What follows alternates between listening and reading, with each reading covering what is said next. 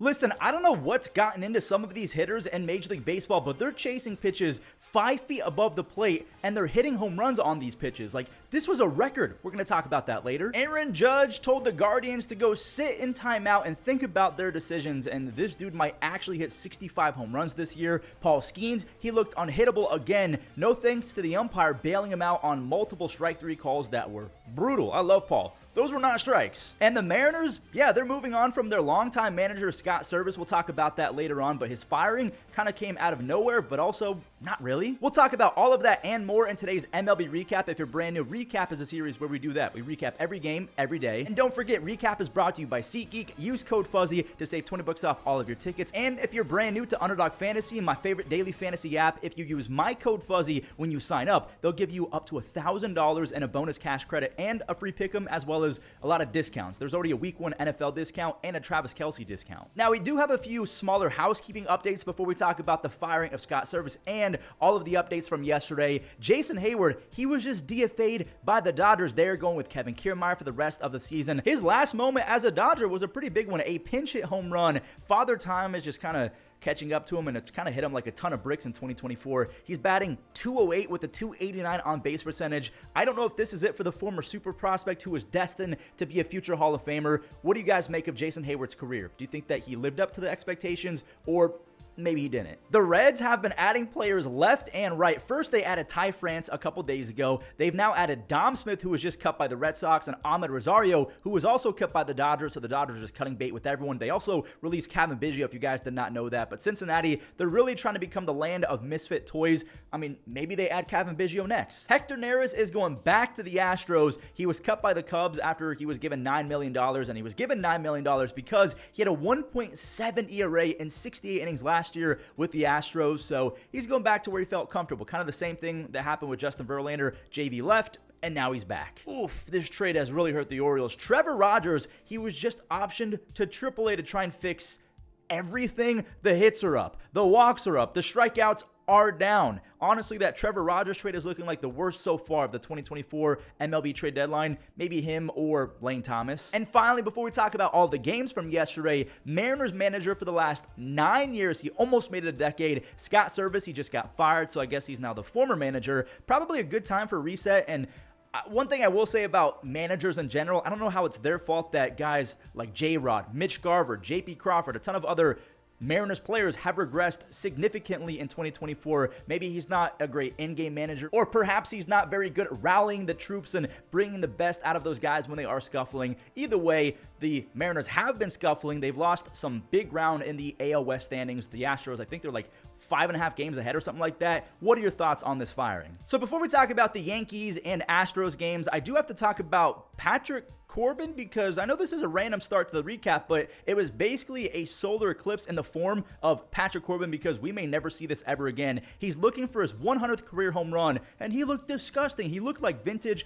Patrick Corbin. And later in the third inning, James Wood, he gave his pitcher the lead. And I would have walked James Wood. I know that he's a rookie, but 2 score on that swing. Patrick, he's cooking. 8 strikeouts through 5 2/3. Now, he did allow 1 single run to the hometown kid, Brenton Doyle. Doyle, by the way, has 21 home runs, 24 stolen bases, and 10 outs above average. He's becoming a fantastic ball player. Kyber Ruiz, he's batting from the right side. He is a switch hitter. He sent one down the line for an RBI. CJ Abrams, he can really run. He blisters home. He is fast. Luis Garcia Jr., he kept the line moving with another RBI. He actually leads the team with 63 RBIs. Rookie Jose Tena, he's making that Lane Thomas trade look awful. He's batting .407 with 4 RBIs as a National. Juan Yepes, he's been really good for the Nationals as well. He's not a rookie, but he now has 20 RBIs in his first 40 games. Patrick Corbin, he does get his 100th career W, and it's been an all-time struggle for him ever since he got that contract, so little golf clap for the guy. Call me a bad fan, but I told myself if Aaron Judge goes yard in this at bat, I'm turning this game off and doing something more productive with my time. Like, I knew this game would be a wrap if that happened, and to no one's surprise,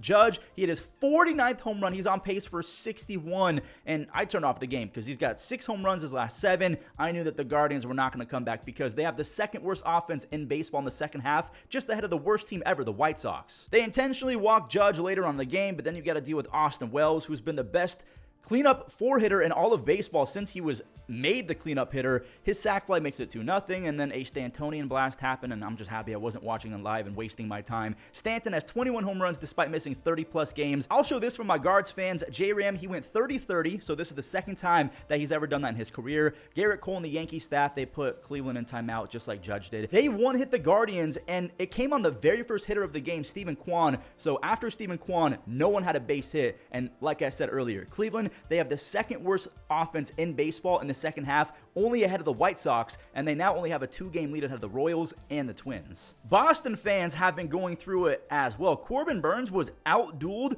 by the rookie Spencer Spaghetti. The Astros were handed a runner in scoring position after Burnes tried to pick off Altuve 3 times, and if you guys don't remember, if you pick off 3 times and you're not successful on the 3rd attempt, that is a balk. Jordan, he hit that first base, second base gap for the RBI as newcomer Ben Gamel drove in a pair of RBIs as well. I didn't even know that he was an Astro. Apparently, that was his Astros debut. Jake Myers, he dropped down a bunt, and Corbin Burnes, he spiked the throw over to first base. The rookie Shea Whitcomb, I tweeted about Shea Whitcomb and Adrian Del Castillo a few weeks ago. They're making their debuts, and they actually look really good. He caught up to a 97-mile-per-hour cutter that didn't cut enough. Those are RBIs 1 and 2 for his career. Shea's exit velocities and I actually look really good so far, even though he's only played a handful of games. Now, the Orioles, they were completely shut out by Spencer Arrighetti. It's not actually Spaghetti. He spun that off-speed stuff along with the heater. He was just working the strike zone up, down, left, right, and it's not easy to have a better start than Corbin Burnes, but yeah, it's easy when Corbin Burnes puts up a stinker and you go 6 scoreless with 6 strikeouts. The Orioles, they fall to a game and a half behind the Yankees, and they're 29-31 their last 60 games. They've been really bad. Now, before we show Paul Skenes versus Elly De La Cruz, I've been super impressed lately with the Jays offense because they traded a lot of their guys, but everyone's producing. They have rookies everywhere. Obviously, the veteran Alejandro Kirk, he is not a rookie. He doubled in the rookie Spencer Horwitz. We have lots of Spencers in this recap, by the way. We have Spencer Arrighetti, Spencer Horwitz, Spencer Wellenbach. We'll talk about him later. He's a Braves pitcher. I really like Will Wagner's approach at the dish. He went up the gut, and I mean, his plate approach is really nice. He's batting almost 400 in his first 9 games. What is it with some of these tomahawk swings? Ernie Clement caught up to a 97 fastball at his eyeballs, and he got it to go. That's his 10th home run, and by the way, in the StatCast era, that is the highest pitch ever hit for a home run at 4.6 feet off the ground. Ryan Yarbrough and Griffin Cannon, they came in after relief pitchers opened the game. We call those openers. Yarbrough, he had no walks, over 5 scoreless. Cannon, he went 6 shutout on 2 base hits with 6 strikeouts. I mean, check out this web gem from the ball boy. Everyone's making plays in this game. But yeah, I wonder what this game would have looked like had those guys started. Talking about Yarbrough and especially Griffin Canning. Who knows? Maybe they would have won after this swing. Rookie Nico Cavadas, I think that's how you say it. That's his first career home run. He was 0 for 14 to begin his career, so that must have felt like 1,000 pounds off his shoulder. He had back-to-back 20 home run seasons between AA and AAA, so maybe he's got some sneaky pop. The Jays, they do hang on, and they're just trying to figure out who's going to be in their lineup in 2025. All right, here we go. The 2024 rookie phenom is taking on the 2023 rookie phenom. We have Paul Skenes versus Elly De La Cruz and the Reds. Paul was much better with the command, but also like not really, because what in the world is this umpire doing? Ahmed Rosario, I don't blame you, buddy. He's straight up in disbelief. That ball was like 8 feet off the plate. What a frame from Yasmani Grandal. I guess I'll tip my cap to him because framing is important. I mean, Christmas came early for Paul Skenes. Espinal is down on strikes, and that's not even close. Now, Dom Smith, this one was actually a strike as Paul, he kept it moving. He makes it 5 strikeouts in a row. We head to the 5th inning. Nick Lodolo, he was actually keeping up pitch for pitch. He had almost 10 strikeouts before things really fell apart in front of him. His defense just imploded. Reynolds had an RBI ground out, and this should have been out number 3, but Isaiah Kiner-Falefa, he worked his magic. He got back to the bag. And yeah, Nick Lodolo hit Joey Bart for another run, and then Jacob Junis, he could not put out the fire coming in from the pen. Brian De La Cruz, he's been awful for the Pirates, but now he's got back-to-back games with an extra base hit. This one is a 3-run base-clearing double. O'Neal Cruz, he's almost up to a 120 OPS plus on the season after this RBI, all while Paul Skenes, he was striking out Reds left and right. He leaves after 6 scoreless with 9 strikeouts. He's 8-2 with a 2.1 ERA and 130 strikeouts. I think that he officially stole back the Rookie of the Year. Jackson Merrill, he stole it, and then Paul, he took it right back. Yasmani, I want to show this because the game's over with, but when he hits home runs, he just auto auto bat flips. It's so much fun to watch. He's got 6 home runs as the Pirates, they win 6-0. Pittsburgh is, I think, 8 games back of the Braves. I don't know if they have enough time to catch up, but the Mets, they for sure have time, and they put a hurt on Dylan Cease and the Padres. I guess that's not entirely true because a lot of the damage was against the Padres bullpen. We'll talk about that later. Francisco Lindor and Mark Vientos, they took advantage of Dylan Cease because Dylan Cease has a near 7 ERA in the first inning, so it takes him a little bit to get going, but if he has a clean first, watch out. Dylan, he got some help on a ground rule double because Winker 100% scores on this Iglesias double, but it did bounce over. Campusano, how do you miss that, buddy? The Mets took full advantage of that. Winker scores, and because Iglesias advanced on the wild pitch, he scores on the hustle single from Jeff McNeil. Now, skipping to the 9th, you guys already know what's about to happen. Mark Vientos, he secured another multi-RBI night, 3 RBIs. He's got 54 on just 291 at-bats. The Mets, they ran it up to 8 runs as Pete Alonso had an RBI. Winker had another extra base hit. He plates Pete Alonso, and Jose Iglesias, he beat out another infield single. The Mets, they went 8-3. That's important. They need the Phillies to take back-to-back games versus the Braves because a Braves L will put the Mets back at just a half game of the 3rd spot in the wild card. Bryce Harper, he singled over Trey Turner. So after Nick beat out the double play, it's 1-0 Philly. Well, at least it was because the Braves, they stole the lead. First, they tied it with a Gio Urshela RBI double, and then Matt Olson, he had a double of his own. And honestly, it's kind of wild that the Braves are even approaching 70 wins despite their all-time bad luck with health. Duvall, he's got 11 home runs now despite a negative 1.2 WAR and a 186 batting average. He really needed that. And again, we just talked about their all-time bad luck, but check this out. They replaced Spencer Strider with another Spencer who could probably be an ace for other teams. Spencer Schwellenbach, he can dial it up to 97, 98, and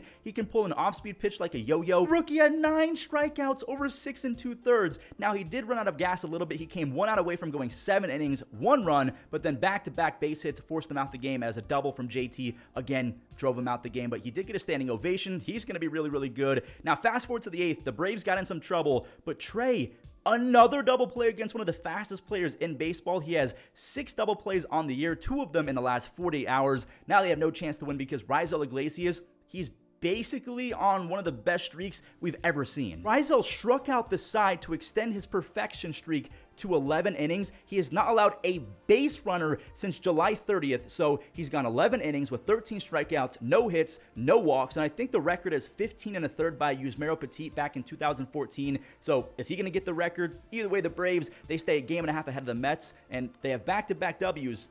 Now they're 6 games back to the Phillies. This next game was kind of a snoozer, I'm not going to lie. It was a pitcher's duel all the way through. Miles Mikolas and Freddie Peralta, they were both looking for their 9th W of the season. Now, Miles got some big outs to escape a 1st and 3rd jam in the 1st inning, and Freddie, he was able to work around some trouble as well. He was able to work around a bases-loaded jam in the 3rd. Lars Nootbaar, oh, this is some trouble. But he was denied. Garrett Mitchell, he stole a home run from Lars Nootbaar. I'm going to leave in that little mistake right there because if you guys have never tried to record for 30 minutes straight, it's not that easy, even with the script. And if you guys have trouble speaking, don't worry about it. Still make videos. Don't let that stop you. Anyways, back to the recap. The Cardinals finally cracked the code after Freddie and Miles both left without a lead because they both threw shutouts. Nick Mears, he's been a brutal trade for the Brewers. He walked in a run right before Brendan Donovan got screwed over because Wilson Contreras had a bad read off the bat. Then he didn't slide to at least make it a tougher play for the umpire. So that was a base hit, but then it got turned into a fielder's choice. I'd be pretty upset about that. The run still scores, though, and Nolan Arenado, he put another ball in play. He's been doing that a lot more lately. He's got a 20-game on base streak. Ryan Helsley, he got the final few outs as he now has 39 saves. The Brewers, they're still 10 games up, but the Cardinals, they're now within 5 games of that final wildcard spot after winning the series. The Tigers tried to use their little opener trick with Kenta Maeda where they have a relief pitcher in the first and then Kenta comes in and shuts down the rest of the game. But Miguel Amaya, he said, screw your magic trick. I'm going yard for 4 RBIs on 1 swing. The young catcher has a career-high 6 home runs this year. Bellinger drove a ball over the infield for an RBI knock, and this was all while Justin Steele was looking unhittable. He had a few strikeouts in the 5th inning. The fastball had some rise and some kind of horizontal movement to it as well as rising. It's a good pitch, and he actually struck out the side. I think that's 7 or 8 strikeouts through 5 scoreless. He ended up going 6 scoreless. Now he's out for the 7th, but the former 1st overall pick Spencer Torkelson tagged him for a 2-run home run. By the way, Torkelson, he's batting 412 with 4 extra base hits in the 5 games since being recalled. Maybe he's back and ready. Still, he shrugged off that home run and he worked his way through 7 brilliant innings. He had 10 punch outs, just 4 base hits. He's 4-5 on the season, so a losing record despite a 3.05 ERA, so almost a sub-3 ERA. Pete Crow Armstrong, Cubs fans got to be jazzed about that. A 2-run double, and Miguel Amaya, he had a 5 RBI day. The Cubs, they get 2 thumbs up for me. That was a big W. And finally, the Rays at the A's. This series was one of the lowest scoring 4-game series I think I've ever seen. Both teams combined for 14 runs total over 4 games. Tampa only mustered 6 runs in the entire series. Lawrence Butler, there he is with the web gem, and also the A's pitching staff, they were great again. So you have Butler with the web gem, and then he scored on a deep sac fly from Zach Geloff. There's my guy, Darell Hernandez. I'll say it again. There's my friend, Darell Hernandez. I've been collecting his cards for forever. We met up, and he's just a really cool guy. I'm praying for his success. He had 0 doubles his first 100 big league at-bats. He has 2 in the first 2 at-bats of this game. Tampa, they didn't even attempt to throw out Daz Cameron in the 3rd. They thought maybe they had a strikeout, but he's in there with a stolen base. And by the way, yes, he's the son of the great Mike Cameron. Lawrence Butler, he goes lefty-lefty for the RBI. And Osvaldo Bido has been insane lately. He goes 5 innings, just 1 run on 2 base hits. His last 3 starts combined, he's gone 17 innings with 17 strikeouts. That's really good. But he's only allowed 5 hits. He's allowed 2 hits, then 1 hit, then 2 hits in 3 consecutive games. Mason Miller is looking like early season Mason. He struck out a few. He collects his 20th save on the year. He has a 1.85 ERA, and the A's are 25-17 since July 1st. Well, everyone, that does it for today's recap. I know there wasn't a lot of games, but I don't control the schedule, so I appreciate you guys watching. Thank you so much for supporting the channel. Leave a like, subscribe, and enjoy the web gems. Cronenworth hits it sharply. Grabbed by Iglesias. Out at second. Lindor to first. Stretched by a line. Up the middle, second base. That's smothered by Stott. He gets 1 at second. The turn in. That's in the air. Diving catch by Bad news is that just about everybody else does. On a couple of hops for Rendon. Bare hands. Line to left, incoming. Profar makes the catch and then goes into a